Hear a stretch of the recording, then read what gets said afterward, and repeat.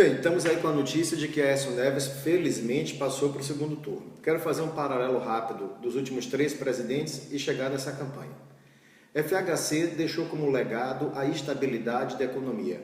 Ele resolveu um problema gravíssimo, que era o problema da inflação no Brasil, saneou o sistema financeiro brasileiro, enfim, tornou o Brasil um país administrável, com a inflação em patamares minimamente civilizados, e reorganizou a economia desse país. Essa estabilidade financeira conquistada por Fernando Henrique foi a mãe de todas as vitórias que o Brasil teve posteriormente. Inclusive as conquistas sociais só foram possíveis graças à estabilidade da economia. Esse, para mim, é o grande legado de Fernando Henrique Cardoso. Depois de Fernando Henrique veio Lula. Qual foi o grande legado de Lula? A meu ver, Lula teve 2 momentos que eu considero assim máximos. Primeiro, ele foi inteligente em perceber que a população não aceitaria perder a estabilidade econômica conquistada pelo governo FHC. Então, mesmo fazendo o contrário do que ele dizia quando na oposição, ele manteve a política econômica de Fernando Henrique, inclusive trazendo para presidir o Banco Central Henrique Meirelles, que era deputado federal eleito pelo PSDB. Ele teve essa inteligência e essa responsabilidade de manter as bases econômicas estabelecidas por Fernando Henrique Cardoso, muitas vezes enfrentando os setores do PT. Então, esse compromisso dele de manter o que foi conquistado por Fernando Henrique é mérito dele. E, além disso, Lula aumentou os gastos sociais. O programa social de Lula fez a redução da pobreza, que já vinha acontecendo com Fernando Henrique, se acelerar. Então, a partir de Lula, nós tivemos uma redução mais acentuada da pobreza, o que foi maravilhoso. Então, para mim, esse é o legado de Lula. A manutenção da estabilidade econômica conquistada por Fernando Henrique e a melhoria dos nossos índices sociais. Portanto, para mim, é má fé ou é fazer papel de inocente útil você negar que Fernando Henrique Cardoso entregou um país muito melhor do que ele encontrou. Fernando Henrique entregou o país muito melhor do que ele recebeu. Lula entregou o país muito melhor do que ele recebeu. Os dois têm mérito. O problema é que falta a Lula 2 coisas. Falta a Lula grandeza e escrúpulos. Então, desde o primeiro momento, ele veio falando de herança maldita, como se o governo Fernando Henrique Cardoso e, por extensão, todo o PSDB fosse um câncer no cenário nacional. Isso não faz o mínimo sentido, até porque quem antecedeu Fernando Henrique foi Sarney e Collor. Então, se alguém nesse país já recebeu uma herança maldita, esse alguém foi FHC, que foi antecedido por Sarney e Collor. Lula, na verdade, recebeu um país muito bem arrumado. Mas ele, nesse discurso, como eu disse aqui, por falta de escrúpulos, e como ele sabia que Fernando Henrique era o nome a ser batido, o PT e Lula foram numa campanha de distorção de fatos e de mentira, desconstruindo a imagem de FHC. A gente não pode esquecer que só um presidente na história do Brasil, desde esse estabelecimento de eleição em 2 turnos, após a redemocratização, só um presidente na história do Brasil ganhou a eleição no primeiro turno, que foi Fernando Henrique. As 2 vezes que ele ganhou no primeiro turno. Lula nunca ganhou no primeiro turno. Dilma agora não ganhou no primeiro turno. Isso dá uma amostra da imensa popularidade que a FHC tinha.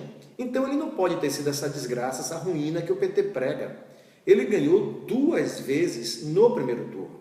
Então, como o PT sabia que ele era o homem a ser batido, construíram uma campanha de difamação. Se você nunca tinha visto como isso funciona, viu agora nessa eleição, na desconstrução que o PT fez com Marina, que, como o próprio Fernando Henrique disse, foi uma campanha indigna contra Marina, baseada em mentira, distorção de fatos, exagero. É assim que esse pessoal trabalha. Então, é o que eu digo, FHC entregou o país melhor, Lula entregou o país melhor, mas faltou a Lula grandeza em reconhecer os méritos de cada um. E o PT veio desconstruindo a imagem do PSDB e do próprio Fernando Henrique.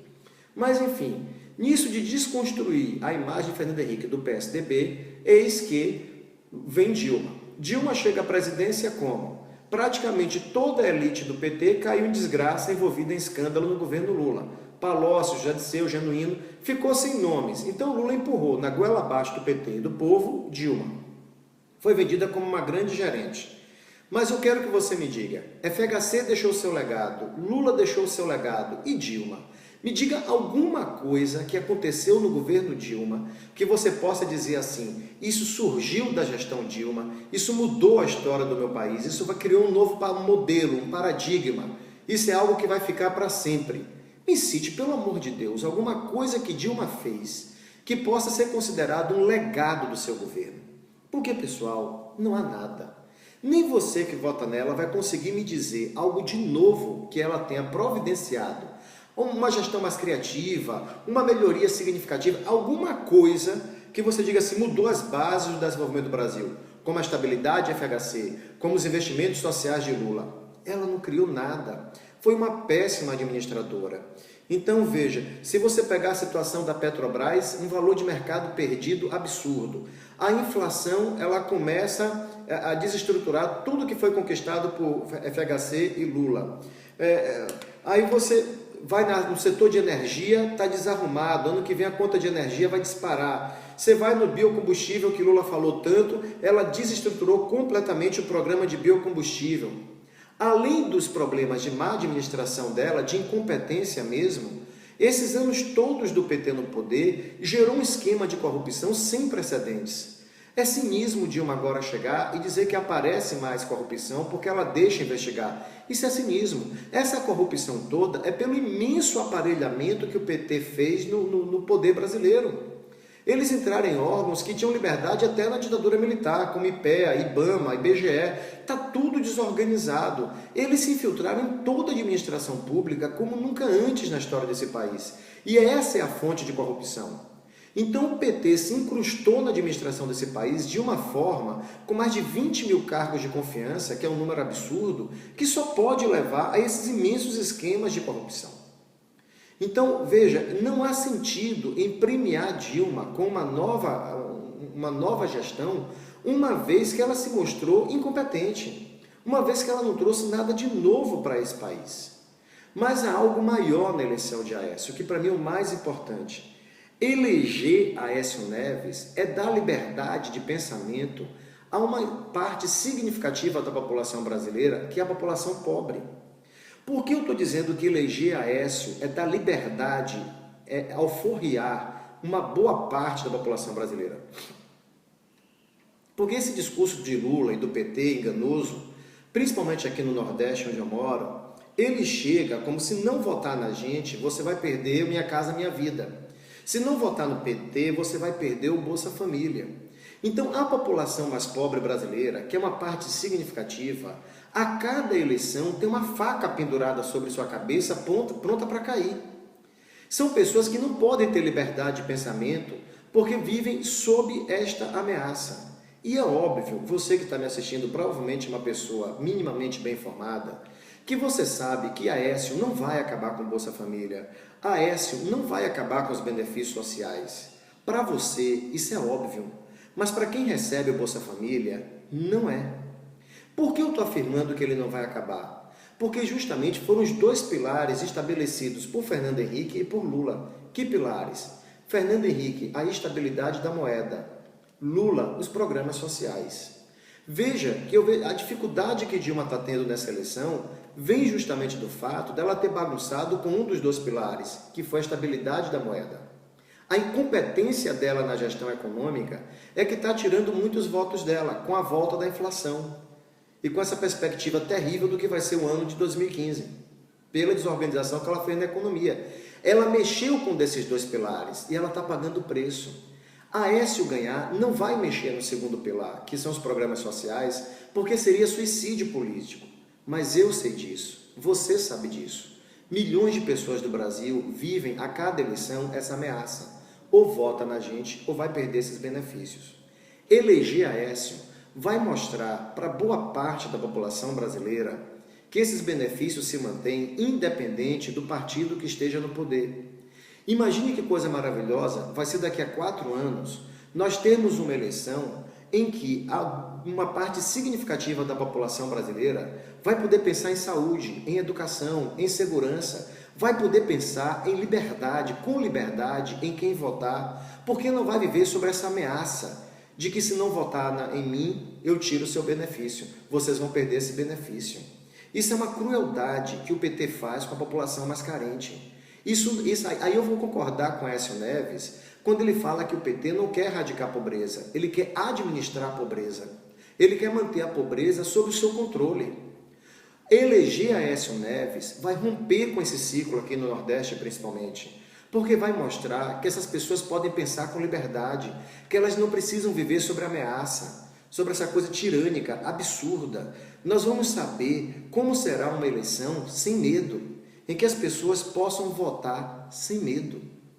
Então é importantíssimo eleger Aécio Neves. Além do que, o Brasil precisa agora de um bom administrador. Dilma, nós já sabemos que não é. Ela não sabe administrar. Ela foi vendida como uma boa gerente por Lula e foi o que pior ela fez no governo dela, foi gerenciar esse país. Então esse é um apelo que eu faço a você que votou em Marina, a você que está indeciso, porque de 30% a 40% da população vai votar no PT independente dos fatos. Essa parcela a gente nem adianta, não vão mudar.